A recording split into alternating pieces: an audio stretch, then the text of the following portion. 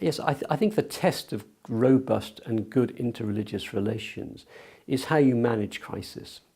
Because it's quite obvious that you cannot develop good relations in the midst of crisis. You have to invest in developing relations before a crisis hits you.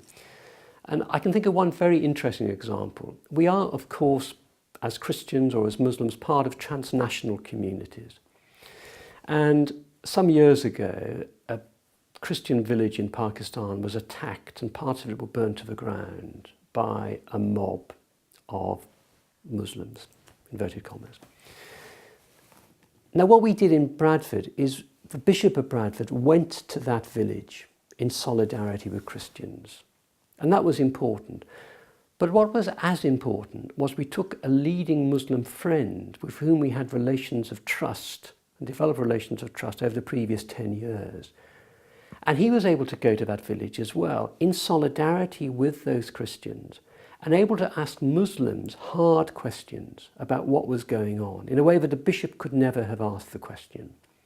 And of course, as a British Muslim of Pakistani ancestry, he would say, have you any idea of the damage incidents like this do to the image of Islam in Britain? So he could ask the harder question. And it was because we had worked hard in Christian-Muslim relations in the city, developed trust, we had the confidence to go to a situation of conflict together in solidarity with victims.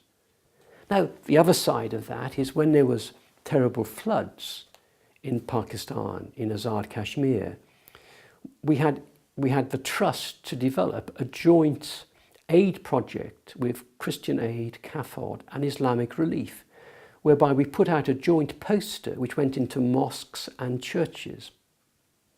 Now, I think it's that kind of trust building which can deliver at situations of human disaster or human crisis.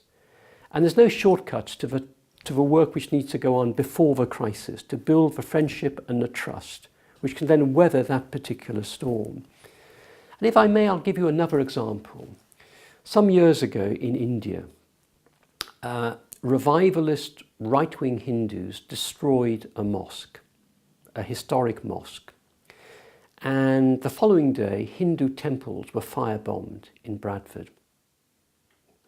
Now what we did, because we had robust interreligious relations, Hindu, Muslim, Christian and Sikh, we got together religious leaders from Hindu, Sikh and Muslim groups and said, we can't have, if you like, relations somewhere else undercutting the positive and constructive relations we have here.